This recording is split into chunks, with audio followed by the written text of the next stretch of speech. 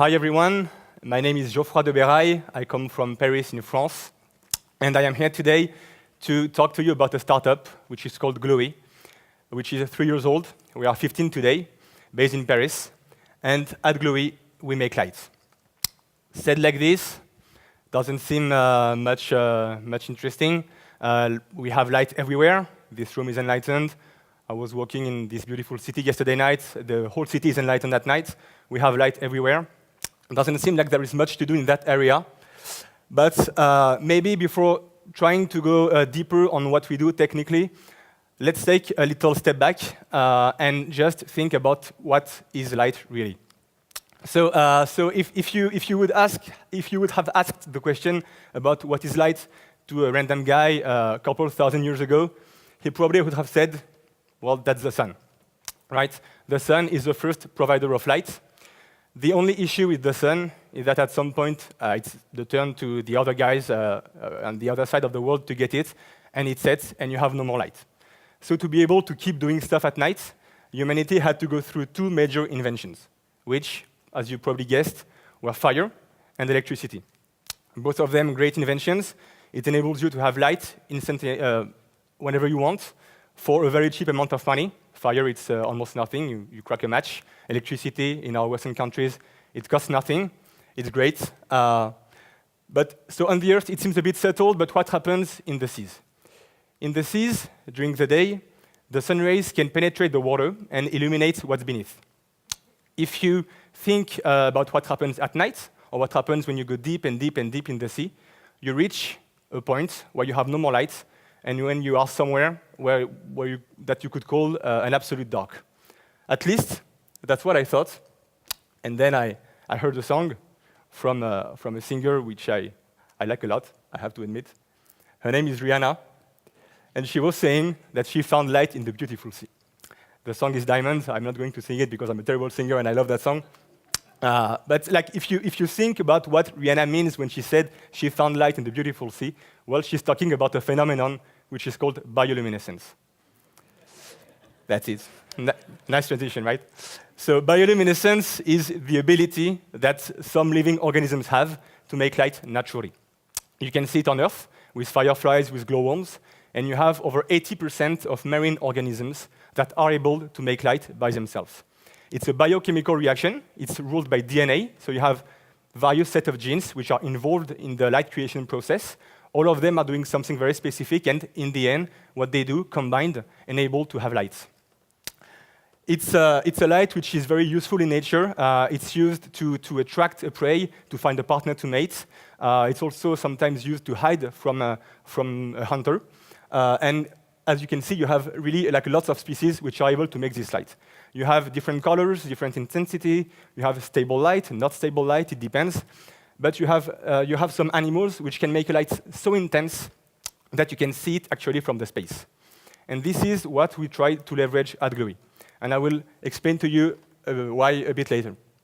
But before, I want to just maybe take another step back and see the beauty behind it, and the beauty behind what nature has built. If you think about it, nature went through 3.8 billion years of research and development. The evolution led only the best species to survive and to come to us today. And the ones that are still here went through 3.8 billion years of changes, adaptations, to be able to always keep on living in a changing world. And the study of the technologies behind nature, the very high-tech technologies of nature, is called biomimicry. Biomimicry, that's what we do at Glowee. It's a way to see nature as a library. As a French researcher named Idriss Aberkan says, if you see nature as a library, where each book is a different animal or different plant, you have two options in front of you. The first one, the one we do today, is to say, OK, let's burn the book, and at least we'll get a bit fire, a bit warmth from it. The other option is to try to understand really the code behind it, to try to crack the DNA of those plants and those animals to really understand the book and to learn from it. Nature has done some incredible stuff. You have really three different areas which you can learn from with nature. The first one is by studying the shape and the aesthetic of organisms. One of the most known examples of this area of biomimicry is with a train in Japan, which is named the Shinkansen, very difficult to say. It's a train that, like the engineers behind it had an issue, because whenever the train enters into a tunnel, the pressure of the air changes a lot, and it has lots of repercussions in the consumption of electricity and of energy behind to keep the train running at the same speed. And what engineers did, they studied a bird called the kingfisher. And the kingfisher is a very specific bird which hunts fishes and which has a very weird shape, and he manages to enter the water in a way that he almost feels no vibrations when he goes from one state to another. And by studying the shape and the way with which this bird can enter the water, the engineers managed to reduce by 15% the electricity needed to run the train and to improve the speed of the train by 10%. That's study of the shape. That's one of the first things you can learn from nature. The second one is by studying the equilibrium of natural ecosystems. There is an example I like about that. It's about the Lion King. I think you all have seen it, the cartoon. At the beginning of the Lion King, you have like the father and Simba. They are working together, and the father says, "Okay, so one day you will be king, and you will have to run this kingdom, and you will have to do it in a nice way. You'll have to be respectful to every living organisms." And Simba says, "Yeah, great, but how can I do with antelopes, because we eat them, right? So how can I just be fair with them?" And the father says, "Yeah, that's true. We eat antelopes, but when we die, our body becomes grass, and antelope eat grass. And that's the cycle of life." That's what he says. And that's actually something very interesting about nature. It's that in nature, you don't have any waste. Everything which is rejected by an organism is used or is transformed by another one.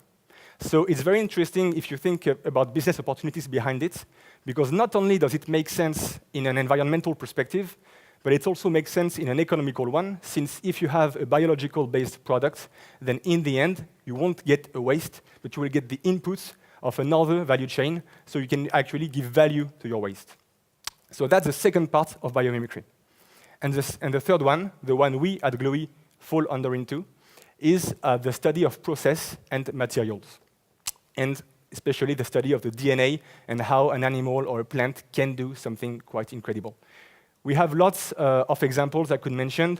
I'm going to focus on the light one, just for you to understand really why it could be useful to try to diversify the sources of light we use today. You may not know it, but electricity for lighting accounts for 15% of the world's consumption of electricity. So it's one of the it's one of the biggest posts regarding electricity consumption. It also accounts for 5% of the world's emissions of greenhouse gas, 1.7 billion tons per year. Again, something must be done in that area. And it also represents, it is also responsible for light pollution, which is the excess of artificial lighting and the consequences it has on the environment. The fact that you have a light that was not supposed to be here all the time actually affects the migration of birds, the reproduction of insects, and can also create some hormonal disorders within the human body. So it's really something which is quite impressive, with big consequences, and it affects 83% of the world, and scientists estimate that it affects between 99 and 100% of people in Europe and in the US. So we are not crazy. We know that even if we manage to build another source of light, which would be made of living microbes, bioluminescent, of course we will never fully depart from electricity. It's not very smart. It would not make sense. But our idea is really to try to put the best source of energy at the best place, depending on the use one intends to do of lighting. And I will talk about that later on, but our solution has great added value for certain kind of uses, especially in the urban landscape. If you talk about whenever light is here to enhance, to give visibility, or to indicate something. So what we do is we created a living, growing raw material.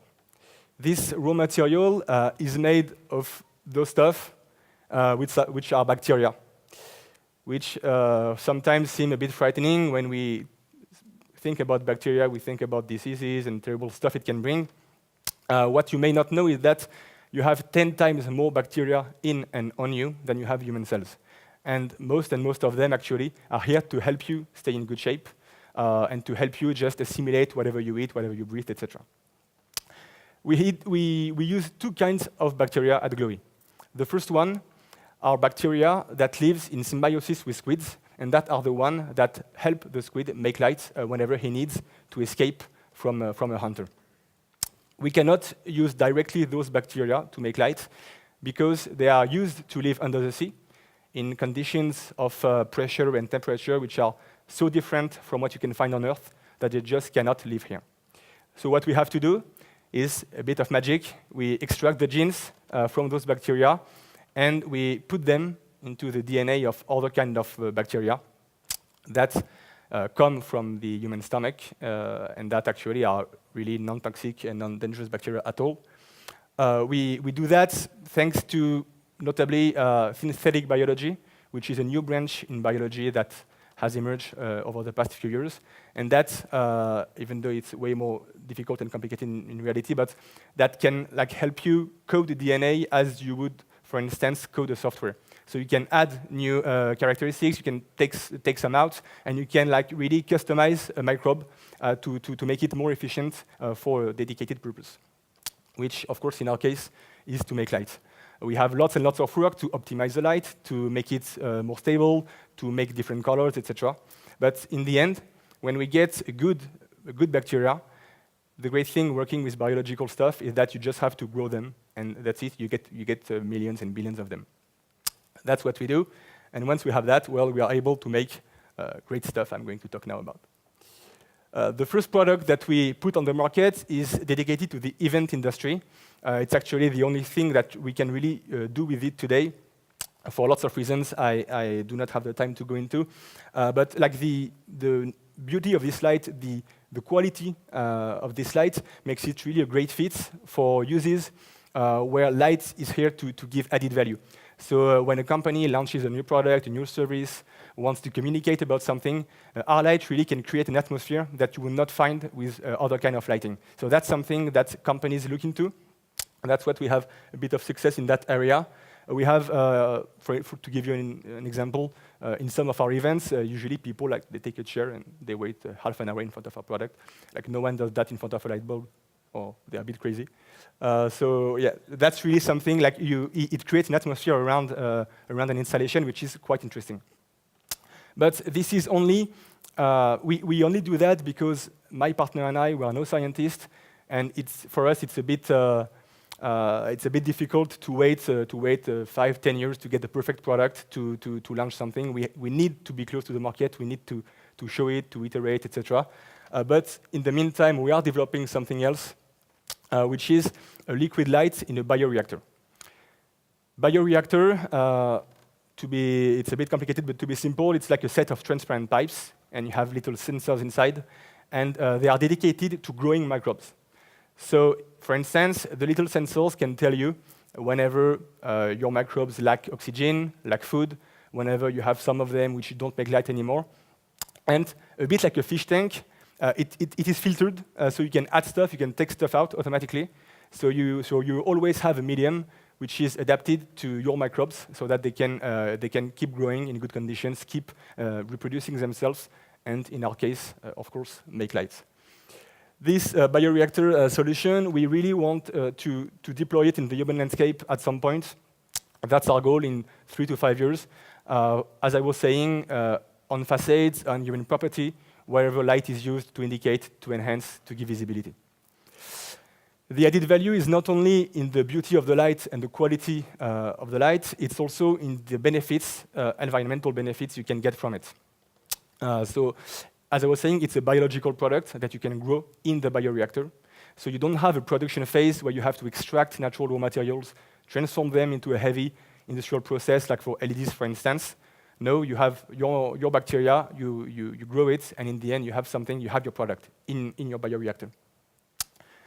at the end of life, as I was saying, you have a waste, which is biological, so that can be turned into something else. In our case, it can be transformed to create bioelectricity or biogas, so it's quite interesting too.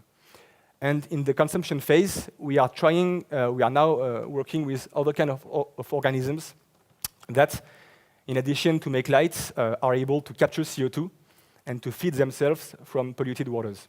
So it's kind of interesting because if you imagine on a facade on a human property, for instance, an installation like this, well, you could plug it to the water network of the city. You can feed your microbes with that.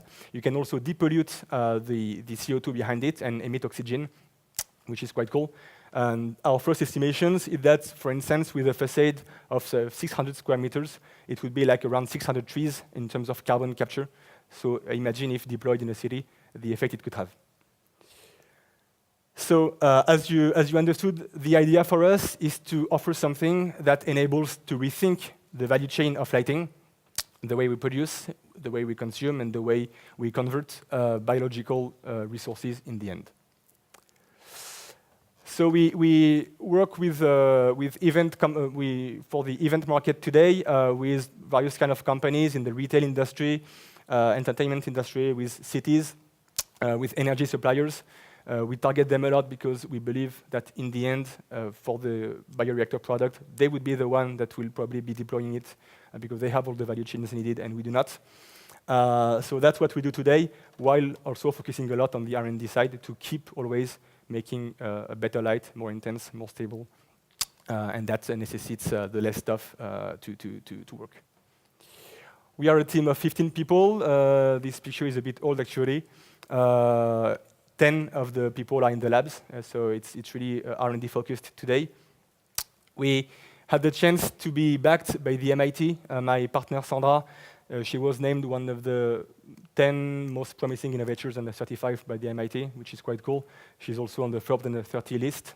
And we were invited at the Universal Expositions of 2017 in Kazakhstan as one of the 20 most promising energy innovations. So it's quite cool, but still lots and lots of work to do to be able to meet with these objectives. So to conclude, I would say that all that we could do is try to save all energies but ours to make a change. Thank you very much.